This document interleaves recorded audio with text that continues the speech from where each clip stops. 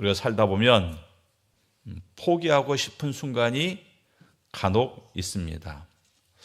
하던 일을 포기하고 또 하던 공부를 포기하고 또 우리가 열심히 진행하던 어떤 사역들을 포기하고 심한 경우에는 자기의 삶을 포기하고 싶은 그런 경우가 있더라는 것입니다. 힘들기 때문에 그렇죠. 열매가 보이지 않아서 그렇습니다. 신앙생활도 마찬가지입니다. 오래 기도했는데 응답이 없어요. 그러면 포기하고 싶습니다. 이제 이 기도 그만해야지. 이제 이 기도 그만해야지. 뭔가 열심히 살았는데 정말 나아지지 않아요. 도리어 더 안 좋아지는 것 같습니다. 그러면 그때마다 우리는 이제 조용히 손을 내려놓고 싶습니다. 이제 그만해야지. 이제 됐다. 이 정도 있으면 됐다. 하나님께서도 이미 충분히 아실 만큼 아실 텐데 이제 그만하면 됐다. 그러면서 우리가 손을 놓을 때가 있다라는 것입니다. 오늘 본문 보면 한 여인이 나옵니다. 12년 동안 혈루병으로 고생을 했습니다. 12년. 자, 여러분들, 이 혈루병이라는 것은 몸에서 계속 피가 흐르는 병이거든요. 유출병. 유레이기 15장에 보면 몸에서 피가 흐르는 병은 부정한 병이에요. 혈루병은 부정한 병입니다. 그래서 이 사람은 부정한 사람이고 이 사람이 앉았던 자리도 부정해요. 그래서 이 사람이 앉았다가 일어난 자리에 다른 사람이 앉게 되면 그 사람도 부정하게 되는 겁니다. 또 이 혈루병에 걸린 사람과 접촉하는 사람도 부정한 사람이 되는 겁니다. 자, 그러면 혈루병에 걸린 여인을 사람들이 반겨하겠습니까? 반겨하지 않죠. 이 부정하게 취급을 받으면 이 유대 사회에서는 사회생활이 불가능합니다. 회당에도 갈 수도 없고 일터에도 갈 수도 없고 격리되어서 우리가 마치 코로나 걸렸을 때 그저 혼자 격리되어 있었던 것처럼 오직 격리되어서 그 부정한 기간이 지나기까지 한 7일 그렇게 버티다가 부정한 것이 깨끗해지면 그때서야 다시금 사회생활이 가능한 겁니다. 근데 이 여인은 혈루병을 12회 12년 동안 앓았습니다. 12년 동안 부정한 상태였다는 거예요. 그렇다면 그 누구도 가족들도 마찬가지입니다. 이 여인과 가까이 하지 못합니다. 이 여인은 격리된 채 아주 극심한 외로움 가운데 12년의 삶을 보내야 했습니다. 부정한 여인이라는 것은 자기의 몸의 병도 병이지만 이것은 굉장히 여인에게 있어서 큰 수치심을 가져다주는 그러한 일인 겁니다. 그러니까 12년 동안 몸 아프죠, 외롭죠, 수치심이 있죠. 이렇게 살아왔던 것입니다. 이 시간도 우리 성도들 가운데 오랜 시간 해결되지 않는 그런 문제를 안고 살아가는 성도님들이 분명히 있을 겁니다. 그렇기 때문에 이 12년 동안 혈루병을 앓은 여인의 이야기가 남의 이야기가 아니라는 것입니다. 26절 보면 많은 의사에게 많은 괴로움을 받았고, 자, 병에 걸리자마자 의사를 찾아갔을 겁니다. 왜? 빨리 고침을 받아야지 이 부정한 자라는 그런 위치에서 노임을 받을 수 있기 때문에 많은 의사, 여러 의사를 찾아갔다는 거죠. 왜 여러 의사를 찾아갔을까요? 이 의사가 고치지 못했으니까 다른 의사 찾아가고 다른 의사도 고치지 못했으니까 또 다른 의사를 찾아가고처럼 많은 의사를 찾아갔습니다. 그런데 많은 괴로움을 받았고 그랬습니다. 많은 의사에게 많은 치료를 받았고 이렇게 기록을 해야 되는데 많은 의사에게 많은 괴로움을 받았고 그리고 가진 것도 허비하였고 효염이 없고 더 중하여졌습니다. 자, 왜 많은 의사를 찾아갔는데 많은 괴로움을 받았다 이렇게 말하고 있을까요? 그것은 당시 이 혈루병에 대한 치료법을 기록한 탈무드의 내용을 보면 이 방법이 여인에게 있어서 매우 가혹하고 고통스러운 방법이었다고 합니다. 뭐 자세히는 나와 있지 않은데 여인의 입장에서 여인의 몸에서 피가 흐르는 거잖아요. 그래서 그 치료법이 굉장히 고통스럽고 가혹한 것이었다. 그래서 의사를 만나서 치료를 받을 때마다 괴로움을 당한 거예요. 고통을 당한 겁니다. 여러 의사를 통해서 많은 괴로움을 당했다. 그렇게 성경이 말하고 있습니다. 그렇게 해서라도 고침을 받았으면 감사한데 고치지 못했습니다. 더 심해졌습니다. 이 여인은 열심히 노력했죠. 열심히 의사들을 찾아다니고 자기의 재산을 거기에 다 쏟아 부었습니다. 그런데 좋아지지 않았더라는 것입니다. 12년 동안 12년은 이 아이가 태어나서 중학교 갈 때까지 시간이에요. 중학교. 그러니까 이 12년이 짧은 시간이 아니죠. 그 긴 시간 동안 이 여인은 혈루병으로 고통을 당했습니다.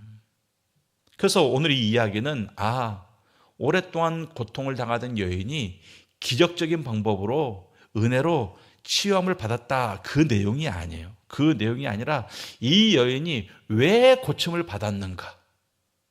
이 여인이 그처럼 많은 의사를 찾아다니고 많은 괴로움을 당하고 병을 고치기 위해서 많은 재산을 허비했는데 어떻게 해서 이 여인이 고침을 받았는가. 이 고침받은 이야기를 우리가 한번 하고자 하는 겁니다.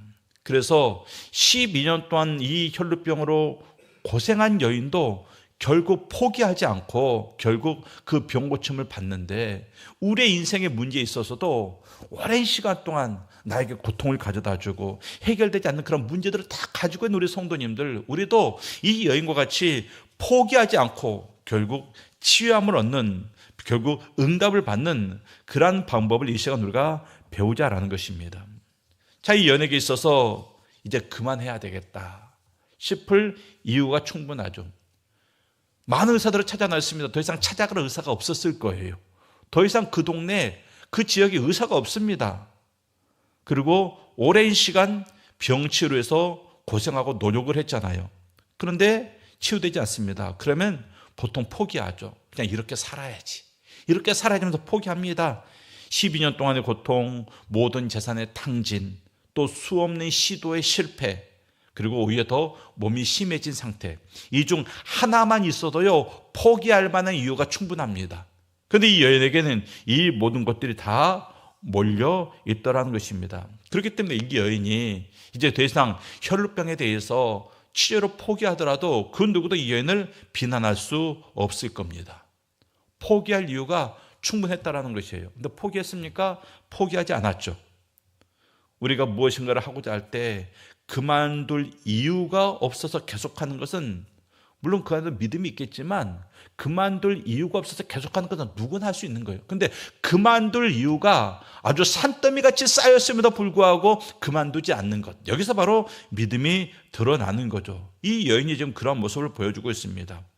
12년 동안의 고통이 이 여인을 주저앉히지 못했다라는 것입니다. 모든 재산을 탕진했음에도 불구하고 이 여인이 포기하지 않았다라는 것입니다. 몸이 더 심해졌습니다. 그럼에도 이 치유를 향한 그 열정이 식어지지 않았습니다. 여인은 계속해서 아직까지 노력을 하고 있다는 것입니다. 그러니까 우리가 이러한 자세를 보여야 돼요. 이런 자세를 배워야 됩니다. 우리가 기도할 때 보면 여러분들 이제 이 기도 그만해야지 싶은 기도 있죠. 이 기도 이제 그만해야지. 이렇게 오래 기도했는데 응답이 없는 거 보니까 그냥 그만해야 되겠다. 그런 기도 제목들이 여러분들에게 있을 수 있습니다. 그런데 중요한 것은 뭐라고요? 이 여인처럼 포기하지 말고 언제까지 기도해야 된다? 응답될 때까지 기도하는 것. 그러한 모습이 우리에게 필요합니다. 그러니까 여러분들 가운데 혹시라도 이제 이 기도 제목 내려놔야지 싶은 그러한 성도님들이 있으면 그 기도 제목을 다시금 붙잡는 그러한 이 시간이 될 수 있기를 바랍니다. 마가복음 5장 27절 말씀 보면 예수의 소문을 듣고 무리 가운데 끼어 뒤로 와서 그의 옷에 손을 대니 그랬습니다. 이 여인이 다시금 움직이게 된 그 이유가 어디에 있는가? 예수의 소문을 듣고 그렇게 말하고 있습니다. 많은 의사들을 만났고 많은 재산을 탕진했지만 이 여인은 계속해서 자기 병에 대해서 어떻게 하면 고침을 받을까라는 그러한 생각을 포기하지 않았기 때문에 예수님의 소문을 듣자마자 그 소문이 이건 나를 위한 것이구나 라고 깨달아 알 수가 있었습니다. 우리가 뭔가에 집중하고 있으면요, 뭔가에 계속 신경을 쓰고 있으면 세상의 모든 수많은 소리들 가운데 그것과 관련된 소리는 더 크게 들려요. 더 크게 들립니다. 여러분들이 만약에 주식을 하는 분이 있다고 하면 그냥 뉴스는 그냥 대충 보다가 어디 주가 그러면 정신이 번쩍 들어요. 막 고개 팍 돌아. 주식 올랐다고 하면서 어느 주식인데. 그래요. 여러분들 어디 몸이 아프잖아요. 몸이 어느 부분이 아파요. 근데 누가 어디서 그거 먹고 좀 낫더라 그러면 그냥 전신이 벅적 듭니다. 그냥 그래? 하면서 다른 더 중요한 소식들 많이 있는데도 그거 안 들려요. 그저 그것과 관련된 소리만 크게 들리더라는 것입니다. 이 여인이 예수의 소문을 크게 들었습니다. 소문이라는 게 그냥 말 그대로 소문이잖아요. 누가 와서 귀에다 나팔대고 불러준 게 아니잖아요. 말 그대로 소문입니다. 그 소문은 누구나 다 그냥 듣고 그냥 흘러가는 그러한 소식일 수 있습니다. 대부분의 사람이 그렇게 들었을 거예요. 근데 이 여인은 그 소문을 크게 들었습니다. 왜? 예수의 소문 가운데 무엇이 있었습니까? 예수를 찾아가는 모든 병자들이, 모든 환자들이 고침을 받았더라라는 소문을 들었기 때문에 그렇습니다. 그러니까 이 여인이 포기하지 않았기 때문에, 아직까지 병고침에 대한 열정이 있었기 때문에 예수의 소문을 크게 들을 수 있었던 것입니다. 놓치지 않았던 것입니다. 그리고 마음 가운데 다시금 불씨를 지폈습니다. 지금까지 모든 의사에게 다 가봤다. 근데 내가 이분께는 내가 가보지 않았구나. 깨달은 거예요. 그래서 이제 이 여인이 움직이기 시작합니다. 여기서 중요한 것이 무엇입니까? 방향이죠. 방향입니다. 그동안 의사들을 향해서 이 여인의 방향을 향해 있었는데 지금은 예수님을 향해서 방향을 틀었다라는 것이죠. 예수를 향해서. 우리가 기도한다는 것은 뭡니까? 기도는요, 끝까지 기도한다, 이것을 그냥 맹목적으로 버티는 것, 이것을 말하는 게 아니에요. 맹목적으로 버티는 것, 이것은 끝까지 기도하는 게 아닙니다. 끝까지 기도하는 건 뭡니까? 끝까지 예수를 향해 서 있는 거예요. 끝까지 예수를 바라보는 것입니다. 많은 사람들이 어려움이 오면, 문제가 오면, 고난이 닥치면 각자 자기들이 원하는 방향으로 막 달려갑니다. 온갖 방향으로 다 달려갑니다. 어떤 사람은요, 사람에게 달려가요. 전문가에게 달려갑니다. 어떤 사람은 더 좋은 방법을 향해서 달려갑니다. 어떤 사람은 돈이 있으면 되면서 돈을 향해서 달려갑니다. 다 달려가더라는 것입니다. 그런데 그 모든 것으로 달려갔을 때도 답을 얻지 못해요. 마지막 한 가지, 그 하나 남은 방향이 어디입니까? 아니, 이 방향은 마지막 남은 방향이 아니라 처음부터 그쪽으로 가야만 했던 방향입니다. 바로 그 방향에 누가 있습니까? 예수 그리스도가 있다라는 것입니다.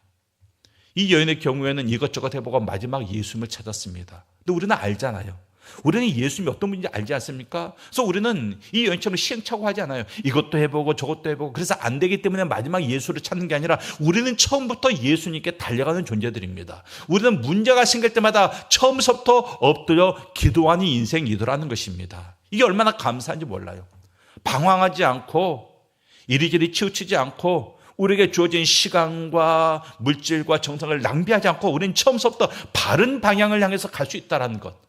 모든 문제가 생겼을 때 그 자리에 주님께 기도할 수 있다는 것, 이게 얼마나 우리에게 큰 축복인지 모릅니다. 아멘. 믿음대로 될지어다. 자, 마가복음 5장 28절 말씀 보면 이는 내가 그의 옷에만 손을 대어도 구원을 받으리라 생각함일러라 그랬습니다. 이 여인이 생각했어요. 그래? 내가 그러면 이 예수님께 다가가서 그 옷에 살짝 손만 대어도 내가 병 고침을 얻을 거야, 이렇게 생각을 했다는 것입니다. 옷에만 손을 대도. 자, 여러분들, 우리가 병에 걸렸어요. 병에 걸렸을 때 병 고침을 얻고 싶습니다. 그럼 어떻게 생각합니까? 안수 받아야지. 안수 받아야지. 병에 걸리면 뭐 지금은 그렇게 많지 않지만 옛날에 이렇게 신유의 은사가 베풀어지는 장소가 몇 곳 있었어요. 기동 같은데. 그러면 거기 가서 기도를 받습니다. 꼭 그분들에게 가서 머리에 손을 얻든지 어디에 손을 얻든지 뭘 하든지 안수를 받으면 내가 낫겠지 하는 그러한 소망들을 한때 사람들이 가지고 있었습니다. 그리고 정말 낫는 사람들이 많이 있었습니다. 이 여인이 예수님을 찾아가서 예수님을 붙잡고 예수님 내 머리에 안수해 주시옵소서, 그런 마음을 먹은 게 아니에요. 이 여인은 옷에 손만 대야지. 옷에 손만 대야지. 예수님과 대화를 나눈 것도 아닙니다. 그냥 옷자락만 살짝 만져야지. 어떻게 보면 참 작은 믿음처럼 보이죠. 사람이 그게 뭐냐? 왜 손만 맞으냐? 가서 예수님 앞에 엎드려서 예수님께 예수님 다리 붙잡고 예수님한테 매달려야지. 이게 큰 믿음이지. 이렇게 말할 수 있지만 이 여인은 손만 대야지 그랬어요. 어떻게 보면 작은 믿음입니다. 근데 중요한 것은 무엇입니까? 이 작아 보이는 믿음이 누구를 향해 있다고요? 누구를 향해 있다고요? 예수님. 이게 중요한 거예요. 믿음이 얼마나 크냐 작으냐가 아니라 그 믿음이 누구를 향해 있느냐. 아무리 큰 믿음을 가지고 있을지라도 방향이 잘못되면 그 믿음은 역사하지 못합니다. 근데 아무리 작은 믿음일지라도 그 방향이 예수님께 제대로 향해 있으면 역사를 이루더라는 것입니다. 이 여인의 믿음은 작았어요. 예수님 앞에 나와서 예수님의 이름을 부를 용기도 없었습니다. 그저 뒤에서 살짝 옷만 만져야지. 작은 믿음인데 그 믿음의 방향이 주님을 향하고 있다는 것입니다. 그래서 이 여인이 이제 주님을 향해서 무리 속에서 예수님을 향해 나아갑니다. 뒤에서 제자들이 말했다시피 예수님 주변에 수많은 무리들이 모여 있었습니다. 이 무리들 가운데 굉장히 많은 사람들이 아마 환자들이었을 거예요.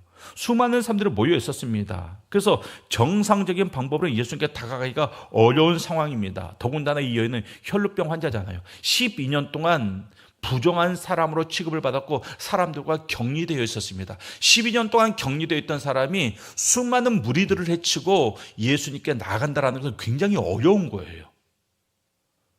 12년 동안 사람들을 기피하고 사람들 오면 돌아가야 되는 그러한 습관이 들었던 사람이 이제는 율법적으로 금지된 사람을 접촉하는 사람들을 후려치고 주님께 나아가는 그 일을 해야 했다는 것입니다. 그러나 그 여인은 기꺼이 무리 가운데 섞여 들어갔습니다. 왜?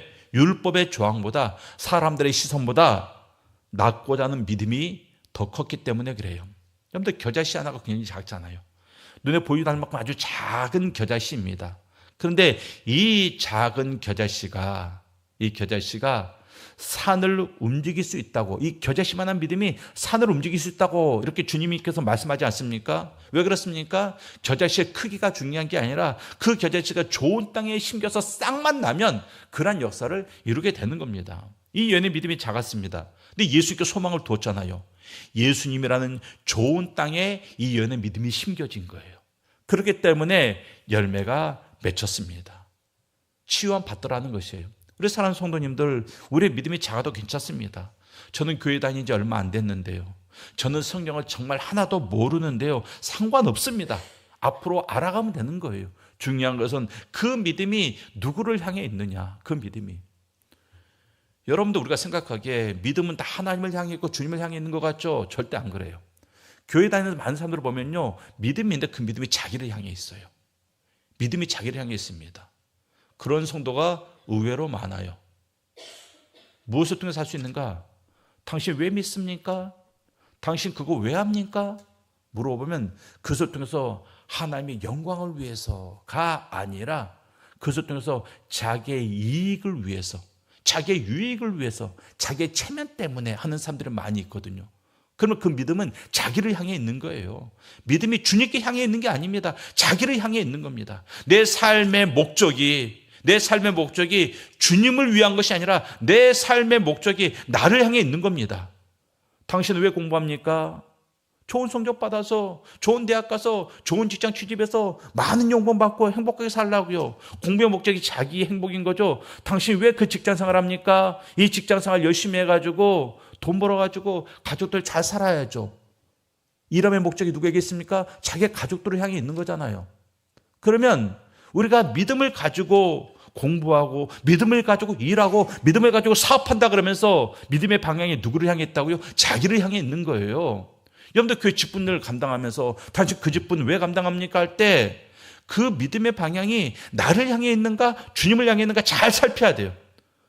나의 이 모든 밖에서 일하는 것이든 공부하는 것이든 교회 안에서 사역하는 것이든 봉사하는 것이든 충성하는 것이든 그 마지막 끝자락에 예수님이 있는가 내가 있는가 그걸 살펴야 돼요. 그럼 우리의 믿음이 누구를 향해 있는가 명확하게 구분이 됩니다. 안타깝게도 자기 자신을 향한 믿음을 가진 사람이 너무나도 많이 있어요. 예수를 믿는 믿음인데 방향이 나를 향해 있습니다. 잘못된 거죠. 그런 믿음의 역사가 일어나지 않는 겁니다. 예수를 향해 있어야지. 그래야지 그 믿음이 아무리 작은 믿음일지라도 심겨져서 싹이 나고 열매가 맺히는 겁니다. 우리 사랑하는 성도님들, 여러분들의 믿음의 방향을 주님께로 향할 수 있기를 바랍니다. 자, 29절 말씀 다 같이 한번 읽도록 하겠습니다. 29절 말씀 저와 같이 있습니다. 이에 그의 혈루 근원이 곧 마름에 병이 나은 줄을 몸에 깨달으니라. 자, 그녀의 손이 예수님의 옷자락을 닿는 순간 12년 동안 고통당했던 그 병이 나았다. 고통이 끝났습니다. 자, 12년을 기다렸는데 예수님이 오셔서 손을 대는 순간 나았다라는 것입니다. 순간적으로 나았습니다. 여러분들 오늘 기도하면서 예수님의 옷자락을 붙잡는다라는 것이 어떤 의미인지 생각을 해보시기 바랍니다. 이 여인이 어떤 마음으로 주님의 옷자락에 손을 내밀었을까? 그 12년 동안 고통당하면서 사람들에게 수치를 당했던, 그리고 모든 재산을 다 탕진했었던 그 모든 그 마음과 시간과 노력과 정성과 또 그 한이 모여서 그 모인 그것이 이 여인의 존재인 거예요. 이 여인의 인격입니다. 그 모든 것을 다 가지고 주님의 옷에 손을 대었다라는 것입니다. 그리고 손을 대는 순간 그 여인의 병이 씻은 듯이 나았습니다. 12년 동안 고생했는데 순간적으로 낫더라는 것입니다. 왜요? 포기하지 않고 주님께 갔기 때문에 그래요. 그러니까 여러분도 주님 앞에 나올 때 어떻게 나와야 됩니까? 내 마음 다 저기에 두고, 내 마음 90% 지금 저기에 뒀어요. 내 마음 10% 지금 교회 가지고 나왔습니다. 10% 가지고 나왔는데 그중에 5%는 또 딴 생각하고 있어요. 그러면서 그 작은 것을 가지고 주님께 나온다라는 것, 이것은 말이 안 되는 거죠. 주님께 향해 있는 게 아니죠. 여러분들 적어도 이 시간에 나올 때는 세상의 것들을 다 내려놓고 나와야 되는 거예요. 이 자리에 나왔으면 주님을 향해 나온 거잖아요. 주님께 예배하기 위해서 나온 거 아니겠습니까? 기도하기 위해서 나왔잖아요. 그럼 여러분들의 마음과 정성이 온전히 주님께 향해 있어야 되는 거예요. 그게 바른 예배입니다. 그런데 여전히 우리의 마음의 상당 부분을 집에 남겨놓고, 사업체에 남겨놓고, 세상에 남겨놓고, 어떤 사람에게 마음을 빼앗기고, 그 작은 마음, 그것을 가지고 주님께 나오면 그것은 우리의 믿음의 방향이 주님을 향해 있는 게 아니더라는 것입니다. 이 여인은 자기의 모든 것을 다해서 주님께 다가가서 그 옷자락을 만졌습니다. 여러분들 기도할 때 이런 마음이 있어야 돼요. 그저 기도하는 것, 금요일마다 나와서 기도하는 건데, 나는 금요일마다 나와서 기도하고 새벽 예배까지 더 하는데, 그 수많은 기도 시간 가운데 이 시간 그렇게 작은 시간 아닌가? 그게 아니라 이 시간이 내 인생에서도 정말 마지막 기도 시간이다. 그런 마음으로, 오늘 아니면 안 된다. 그런 마음으로 내 모든 것을 다해서 주님께 나아가는, 주님의 옷자락을 만지는 그 심령으로 우리가 기도를 해야 된다는 것입니다. 그러할 때 응답이 있습니다. 이 여인에게는 그러한 마음과 정성이 있었습니다. 왜요? 12년 동안 고통을 당해봤기 때문에.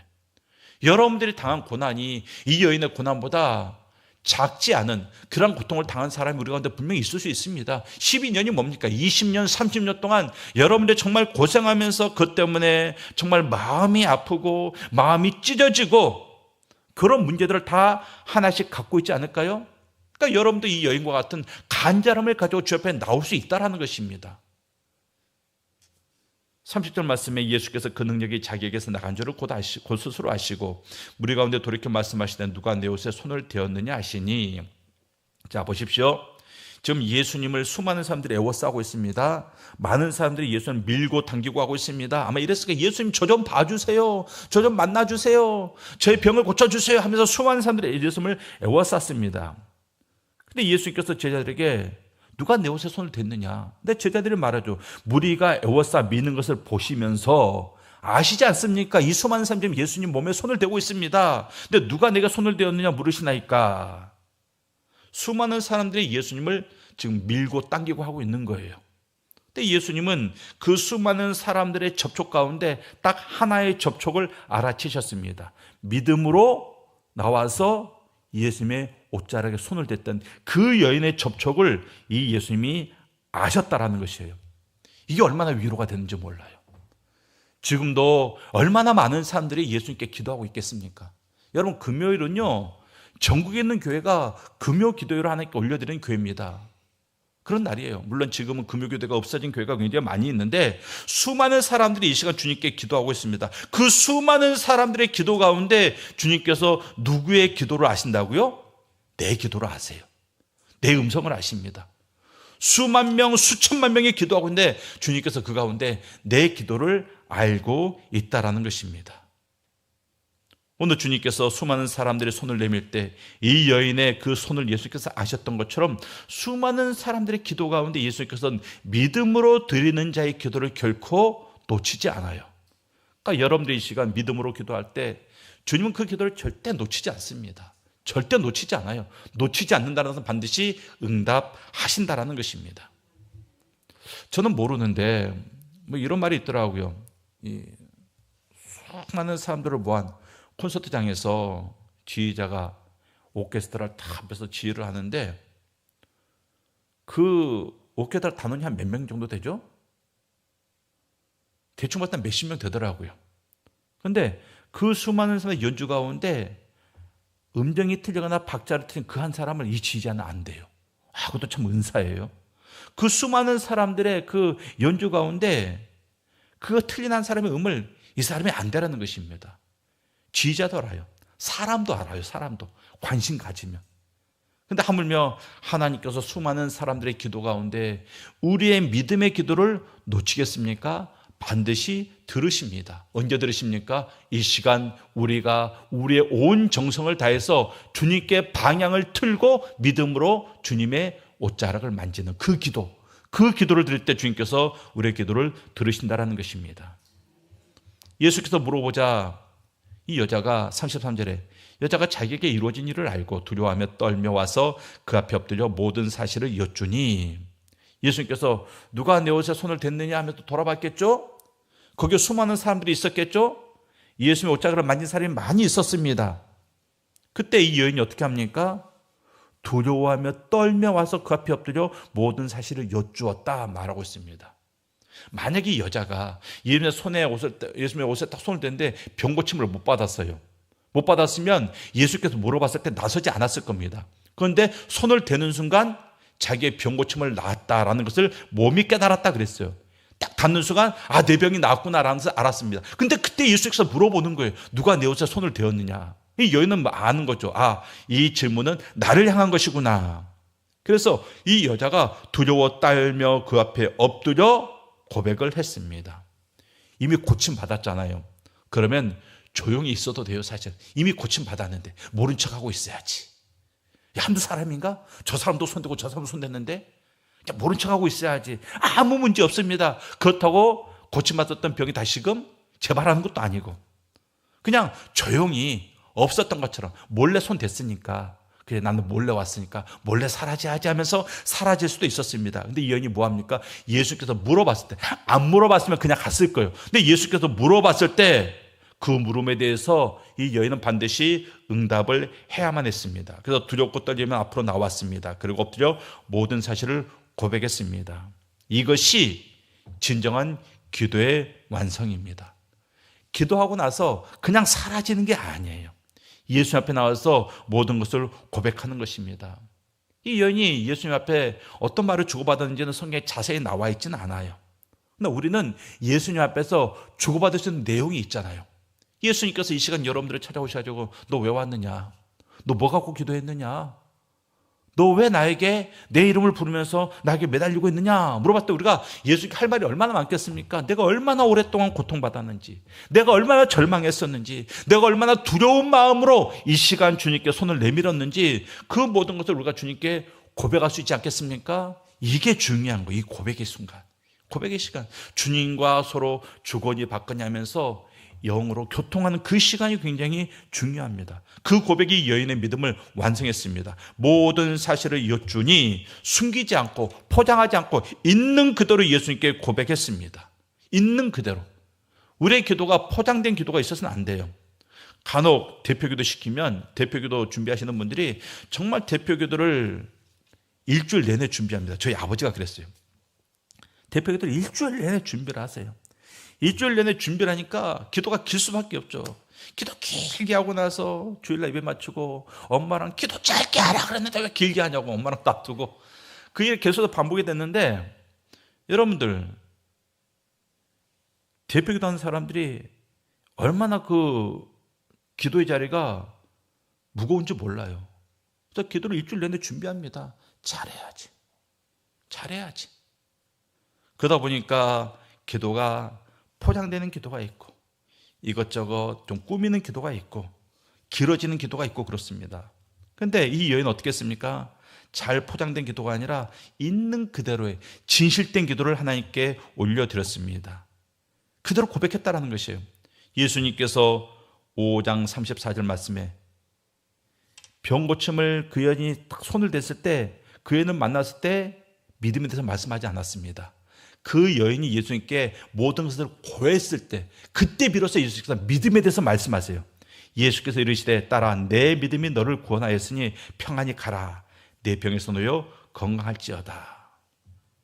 예수께서 처음 만난 여인 앞에 나와가지고 주님 저는 주님을 믿습니다. 주님의 능력으로 저를 고쳐주시옵소서 이렇게 고백한 여인도 아니고 뒤에 와서 살짝 그 능력을 훔쳐가지고 있었던 그 여인, 그 여인을 뭐라고 부르십니까? 딸아 그렇게 부르고 있어요. 딸아, 딸아. 이 여인은 부정한 뒤로 혈루병에 걸린 뒤로 부정한 사람이 돼서 가족과도 격리되었습니다. 사람들 앞에 나오지 못했습니다.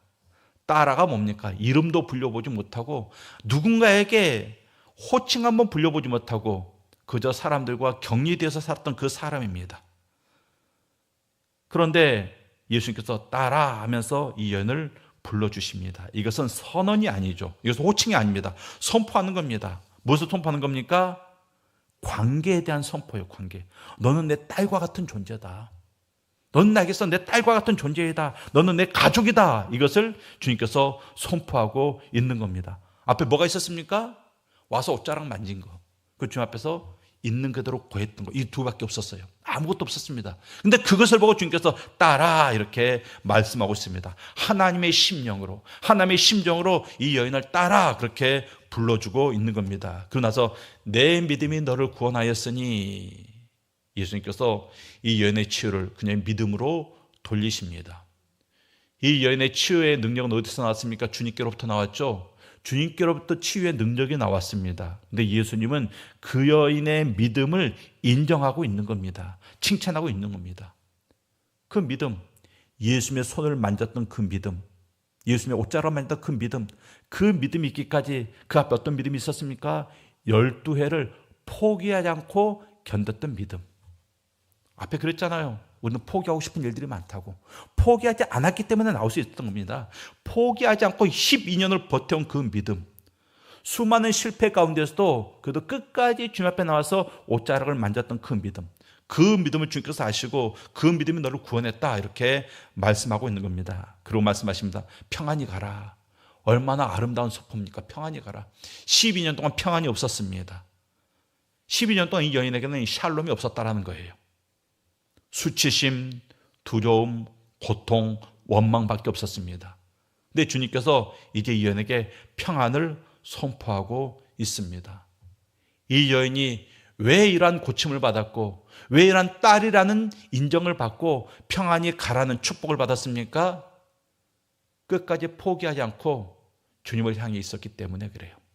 그 마지막 주님을 향해서 나왔기 때문에 그렇습니다.